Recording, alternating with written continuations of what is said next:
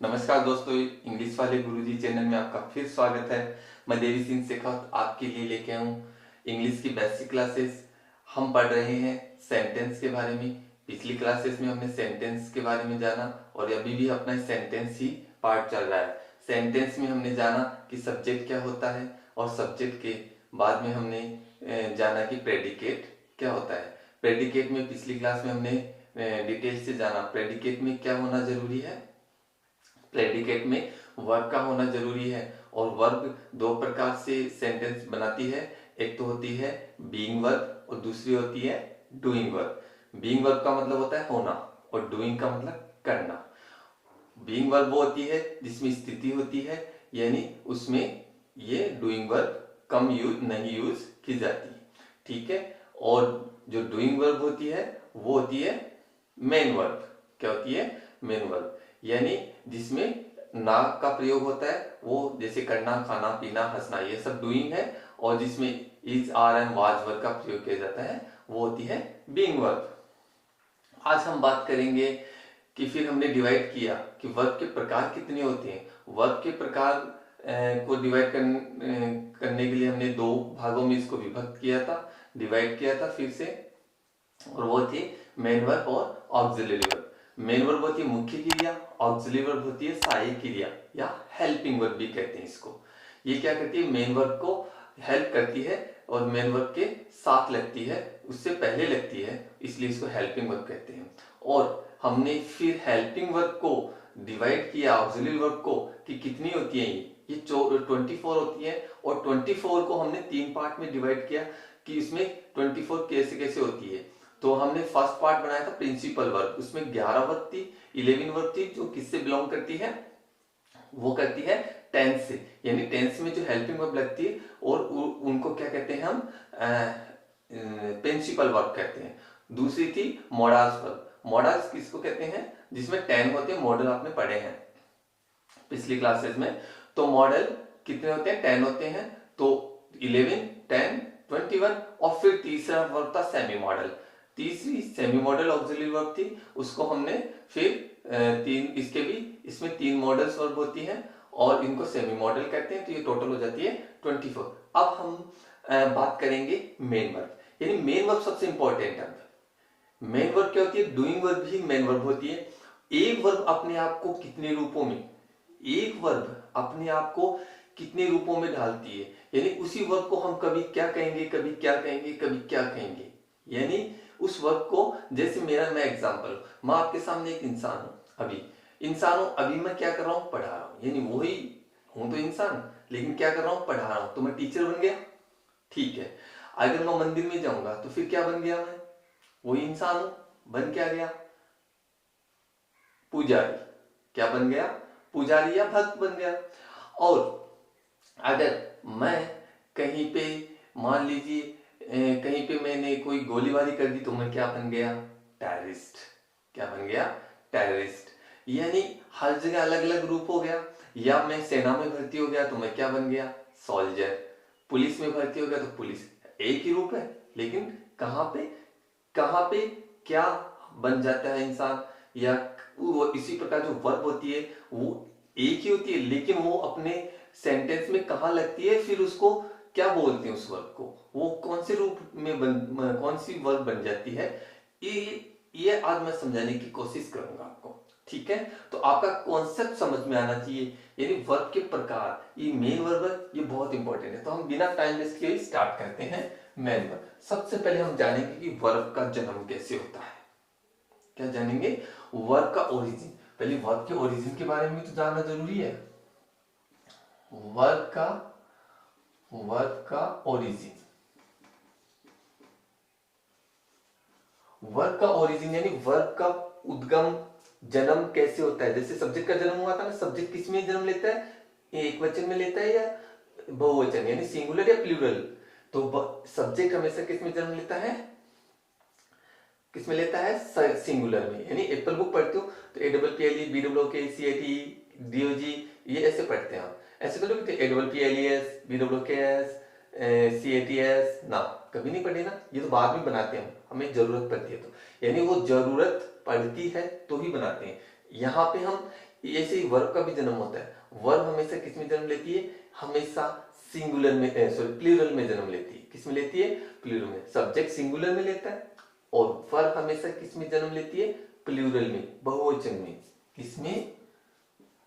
Verb हमेशा plural में जन्म लेती है, ध्यान रखना, बहुवचन में। लेकिन अब आप कहोगे कि ऐसे ही यस लगता है, नहीं जी, ऐसे ही यस से मतलब नहीं होता। वर्ब हमेशा लिखी जाती है, आपने वर्ब पढ़ी होगी, ग्रामर की बुक्स आती है, उसमें वर्ब्स आती है ना, एक साथ आती है, तो वो वर्ब्स कैसे लिखते हैं? जैसे प्ले, प्ले, कट, है ना, ड्रिंक, ऐसे आती है ना। एस तो नहीं लगा होता उनके, नहीं।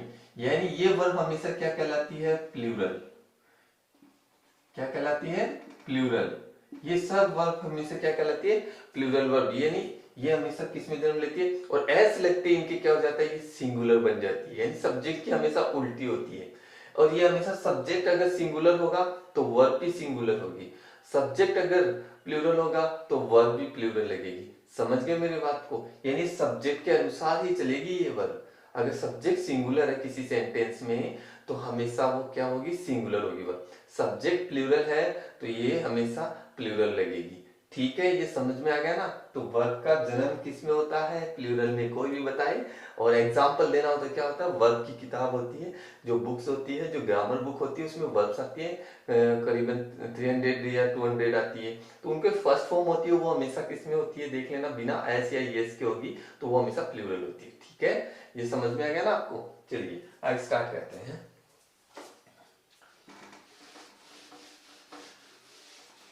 अब हम बात करते हैं वर्ब के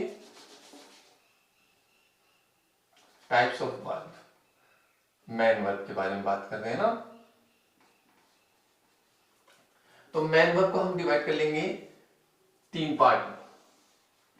किसमें? 3 पार्ट में, ए, बी एंड सी। 3 पार्ट में डिवाइड किया। ठीक है, यानी मेन वर्ब को 3 पार्ट में डिवाइड कर लिया। अब इसके भी 2 पार्ट बना लेते हैं, 1, 2। ये होगी रेगुलर वर्ब और ये होगी इरेगुलर वर्ब।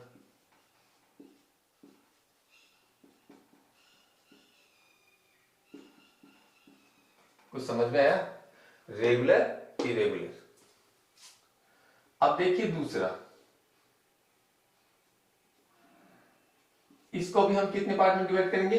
2 ही पार्ट में। कितने पार्ट में डिवाइड करेंगे? 2 ही पार्ट में। और ये होगी, एक होगी ट्रांजिटिव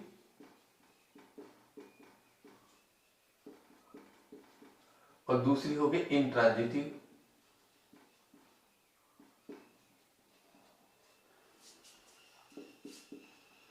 समझ में आया? यानी बी पार्ट को हमने 2 में डिवाइड किया, ट्रांजिटिव और इंट्रांजिटिव। अब करते हैं हम इसका सी पार्ट, और सी पार्ट को भी हम 2 में डिवाइड करेंगे। किसमें करेंगे? 1, 2। सी पार्ट में भी 2 को 2 में डिवाइड करेंगे। एक होती है फाइनाइट, एक हो रही है इनफाइनाइट। फाइनाइट और इनफाइनाइट, यानी वर्ब, मेन वर्ब कितने भागों में डिवाइड किया? एबीसी में, और एबीसी को 2-2 भागों में डिवाइड किया, 2 पार्ट्स में। फिर इनको हमने क्या किया? जो ये टोटल कितनी हो गई? 6 हो गई। कितनी वर्ब्स हो गई? मेन वर्ब कितने प्रकार की होती है? 6। Regular, irregular, transitive, intransitive, finite, infinite. हमें सिंपली इतना ध्यान रखना है कि 6 प्रकार की मेन वर्ब होती है। अब इसके हम डिटेल करके एक एक के बारे में चर्चा करेंगे कि किसको कहते हैं रेगुलर, किसको इरेगुलर, किसको ट्रांजिटिव, किसको इंट्रांजिटिव, किसको फाइनाइट और किसको इनफाइनाइट। इन वर्ब के बारे में आप चर्चा करेंगे। ये चार्ट आप उतार लीजिए, स्क्रीनशॉट ले लीजिए इसका। ठीक है, अब हम बात करेंगे सबसे पहले रेगुलर वर्ब के बारे में। रेगुलर और इरेगुलर वर्ब क्या होती है? बस आपका ध्यान बोर्ड पे रहना चाहिए, कॉन्सेप्ट पे रहना चाहिए। बोर्ड पे रहना चाहिए या कॉन्सेप्ट आपका क्लियर होना चाहिए। यानी कॉन्सेप्ट समझ में आ गया तो वर्ब कहीं पर भी दिक्कत नहीं आएगी, कहीं पर भी आप मिसगाइड नहीं होंगे। कभी भी कहीं पर कोई भी पूछ ले तो आप आसानी से बता सकते हैं कि एक वर्ब कहाँ पे यूज होती है, इसको क्या बोलेंगे। ठीक है, अब हम इसके लिए हम क्या करते हैं? एक चार्ट बनाते हैं। सबसे पहले ये लीजिए, एक चार्ट बना लिया अपन ने। ठीक है। एक करेंगे V1 यानी वर्ब की फर्स्ट फॉर्म लिखेंगे, V1 बोलते हैं इसको। फिर दूसरा होता है V2, फिर तीसरा होता है V3 और चौथा होता है V4 और पांचवा होता है V5। ध्यान दीजिए मैंने एक चार्ट बनाया है और इसको V1 को क्या बोलते हैं, वर्ब की फर्स्ट फॉर्म, वर्ब की दूसरी या सेकंड फॉर्म, वर्ब की तीसरी या थर्ड फॉर्म, वर्ब की फोर्थ फॉर्म और वर्ब की पांचवी फॉर्म। यानी कुल मिला के ये 5 प्रकार के फॉर्म होते हैं वर्ब के। कितने होते हैं? 5 प्रकार के रूपों में लिखी जाती है। अब हम देखिए V1 के उदाहरण लेते हैं 2-3, फिर हम इसका डिटेल से चर्चा करेंगे। जैसे मैंने लिख लिया प्ले, एक में लिख दिया प्लेड, सेकंड फॉर्म प्लेड होती है और इसकी थर्ड फॉर्म प्लेड होती है और फोर्थ फॉर्म क्या होती है, प्लेइंग होती है, ठीक है ना। और फिफ्थ फॉर्म होती है प्लेस, PLAYS। एक उदाहरण और ले लेते हैं cut, CUT cut, CUT cut, CUT cut और CUT कटिंग, ठीक है। और ये हो गया CUTS कट्स। फिर हमने तीसरा यानी फर्स्ट, सेकंड और थर्ड एग्जांपल ले लिया अपने सिंग, क्या ले लिया, सिंग, sang, संग, सिंग, sang, संग और सिंगिंग, क्या हो गया, सिंगिंग और सिंग्स, यानी ऐसे लगा दिया। तो हमने 3 उदाहरण लिए, 3 एग्जांपल्स लिए वर्ब के। अब हम इसके एक एक एग्जाम्स के बारे में डिटेल से पढ़ेंगे। इसमें देखिए सबसे पहले ये जानेंगे कि ये वर्ब प्लूरल कौन सी, इसमें हर वर्ब प्लूरल यानी सब्जेक्ट अगर सिंगुलर होगा तो सिंगुलर वर्ब लगेगी, प्लूरल होगा तो इसमें भी जानेंगे कौन सी वर्ब सिंगुलर होती है, V1 प्लूरल, V2 कौन सी होती है, V3 सिंगुलर होती है प्लूरल। इसके साथ ही हम जानेंगे कि ये कहाँ कहाँ कौन से टेंस में लगती है, कहाँ कहाँ और कौन से टेंस में ये वर्ब का यूज किया जाता है। तो आप बड़े कॉन्सेप्ट आपका बिल्कुल क्लियर हो जाएगा अगर आप बोर्ड पे ध्यान देंगे। तो हम सबसे पहले बात करेंगे V1। V1 कौन सी होती है, मैंने बताया था हमेशा प्लूरल वर्ब। V1 देखिए ये डिक्शनरी में आप कभी देखेंगे वर्ब के बारे में पढ़ेंगे तो ऐसे लिखी जाएगी, ना कि ऐसे लिखी जाएगी। तो जो ऐसे लिखी जाती है सिंपली वो क्या होती है, V1 और उसको बोलते हैं प्लूरल वर्ब। क्या बोलते हैं, प्लूरल भी यानी बहुवचन वर्ब, बहुवचन। और ये हमेशा किस में आती है, प्रेजेंट टेंस, प्रेजेंट टेंस में काम आती है। ये किस में आएगी, प्रेजेंट टेंस में काम आएगी। प्लूरल वर्ब होती है ये हमेशा, क्या होती है, प्लूरल, और किस में काम आती है, प्रेजेंट टेंस में। यानी ये बहुवचन वर्ब होती है और प्रेजेंट टेंस में काम आती है। कहाँ आती है, प्रेजेंट टेंस में। दूसरी देखिए प्रेजेंट टेंस के सिंपल इंडेफिनिट में। और दूसरी वर्ब देखिए ये होती है सेकंड फॉर्म, बोलते हैं इसकी वर्ब की सेकंड फॉर्म। और ये हमेशा सिर्फ और सिर्फ पास्ट टेंस के इंडेफिनिट में, किसमें, इंडेफिनेट टेंस में काम आती है, ठीक है, इंडेफिनेट टेंस में काम आती है। और इसको ये सिंगुलर भी होती है और प्लूरल यानी कर्ता एक वचन हो या बहुवचन हो, दोनों में यही काम आएगी। तीसरी फॉर्म देखिए ये आती है, ये पास्ट प्रेजेंट और फ्यूचर, यानी पास्ट प्रेजेंट और फ्यूचर के हमेशा परफेक्ट टेंस में काम आती है। ये देखिए ध्यान दीजिए, ये V3 कोई भी V3 आ जाए तो हमेशा पास्ट प्रेजेंट और फ्यूचर के परफेक्ट टेंस पढ़ा होगा ना, उसमें काम आती है V3। और ये सिंगुलर और प्लूरल दोनों में ही यूज होती है। किसमें होती है, सिंगुलर और प्लूरल दोनों में ही यही यूज होती है। देखिए चौथी फॉर्म देखिए, चौथी फॉर्म हमेशा पास्ट, प्रेजेंट, पास्ट और फ्यूचर, प्रेजेंट पास्ट फ्यूचर के continuous, NUOUS, continuous and perfect continuous, past present और फ्यूचर के कंटिन्यूअस और परफेक्ट कंटिन्यूअस में ये काम आती है। कंटिन्यूअस टेंस होता है ना, और ये हमेशा किससे मिलके बनती है, V1 यानी वर्ब की फर्स्ट फॉर्म में क्या लग जाता है, ING। तो ये हो गई प्लेइंग, क्या हो गई, प्लेइंग। और ये हमेशा सिंगुलर और प्लूरल दोनों में ही यूज की जाती है। ये सिंगुलर वर्ब भी होती है और प्लूरल यानी सब्जेक्ट सिंगुलर हो तो भी ये यूज होगी और प्लूरल हो तो भी ये यूज होगी। और ये है फिफ्थ फॉर्म, ये क्या है, फिफ्थ फॉर्म, ये हमेशा सिंगुलर होती है। क्या होती है? सिंगुलर होती है, ये हमेशा सिंगुलर फॉर्म होती है। और ये हमेशा प्रेजेंट के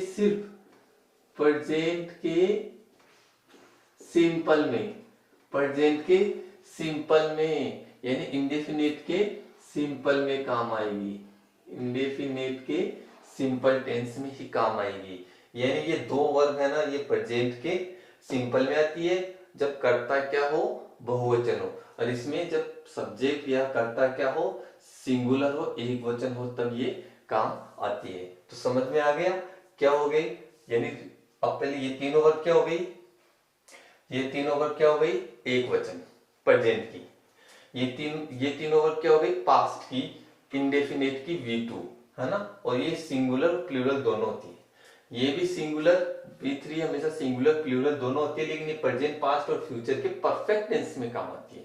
और ये भी सिंगुलर प्लूरल दोनों होती है, लेकिन ये पास्ट टेंस के कंटिन्यूअस और परफेक्ट कंटिन्यूअस में काम आती है। और ये प्रेजेंट के इंडेफिनिट के सिंपल, ओनली सिंपल में काम आती है। ये वर्ब एस, ईएस या आईएस लगता है, वो वर्ब हमेशा सिंगुलर होती है। जिस वर्ब के अंत में एस, ईएस, आईएस लगता है, वो वर्ब हमेशा सिंगुलर होती है। तो समझ में आ गया? ये तो क्लियर हो गया, बिल्कुल क्लियर हो गया ना। अब हम बात करते हैं कि इसमें रेगुलर वर्ब कौन सी है और इरेगुलर। देखिए दोस्तों, अगर किसी भी वर्ब में ईडी लगा हुआ, क्या लगा हो? ईडी, वो हमेशा रेगुलर वर्ब कहलाती है। क्या कहलाती है? Regular verb. यानी किसी भी सेंटेंस में, किसी भी वर्ब में ईडी लगा हुआ हो पीछे, तो वो वर्ब हमेशा क्या होती है? रेगुलर वर्ब होती है। ध्यान रखना। अब इसमें ईडी कहां लगा हुआ है? देखिए, इस वर्ब का ये रेगुलर वर्ब हो गई। ये वर्ब क्या हो गई? Regular verb. क्या हो गई? रेगुलर। और जो इरेगुलर वर्ब है, इरेगुलर, वो बाकी की जो भी वर्ब होती है वो सारी क्या होती है? इरेगुलर। यानी रेस्ट आर इरेगुलर। क्या हो गया? इरेगुलर। यानी ये ईडी लगने वाली हमेशा क्या होती है? रेगुलर। और जो जिसमें ईडी नहीं लगा है वो होती है इरेगुलर वर्ब। तो आपको बिल्कुल समझ में आ गया, कॉन्सेप्ट क्लियर हो गया कि रेगुलर वर्ब किसको कहते हैं। ये हो गई अपनी रेगुलर, और ये दोनों क्या हो गई? अपनी इरेगुलर।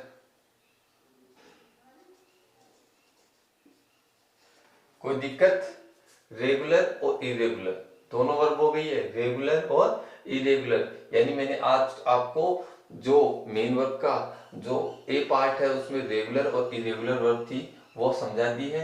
जिसमें ईडी लगा हुआ था वो रेगुलर वर्ब होती है, और बाकी की जो भी वर्ब होती है वो सारी क्या होती है?